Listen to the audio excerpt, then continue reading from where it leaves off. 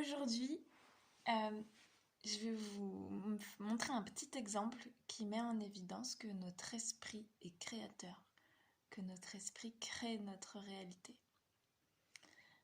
Euh, Par exemple, je vais vous montrer une image tout de suite. On va dans le vif du sujet que je viens de voir dans un magazine. Et là, tout de suite,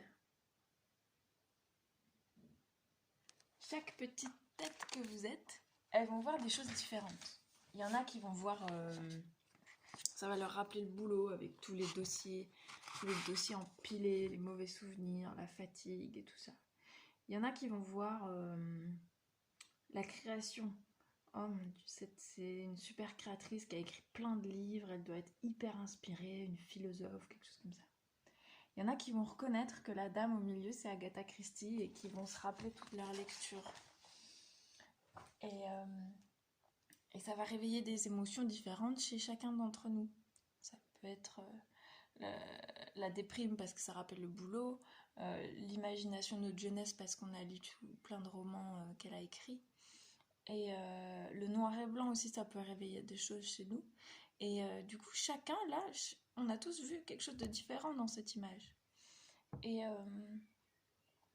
si on prend le temps de décrire chaque détail, on peut décider de prendre le temps et décider donc de voir quelque chose de nouveau, quelque chose d'autre, juste en se disant tiens, je vois ça là actuellement, ça réveille ça en moi, mais si je prends mon temps, je peux peut-être voir autre chose.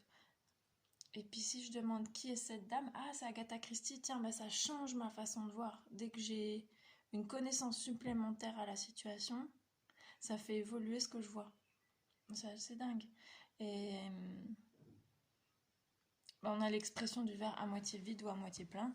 Quand on te sert un verre d'eau, tu peux décider de dire « Ah là là, j'ai que ça » ou « Ah, j'ai de l'eau et je pourrais en reprendre un après ».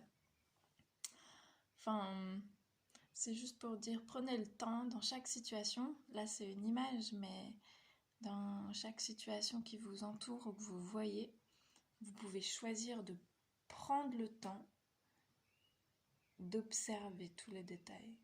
Et de se dire, tiens, peut-être que mon voisin, il voit autre chose. Qu'est-ce qu'il pourrait voir? Et puis de me renseigner, tiens, alors c'est qui cette personne? Est-ce que je la connais? Est-ce qu'elle a une histoire? Et chaque élément que vous avez rajouté à ce que vous voyez, chaque élément que vous rajoutez dans votre conscience va faire évoluer ce que vous voyez.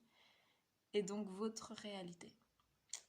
Voilà, je vous souhaite une bonne journée.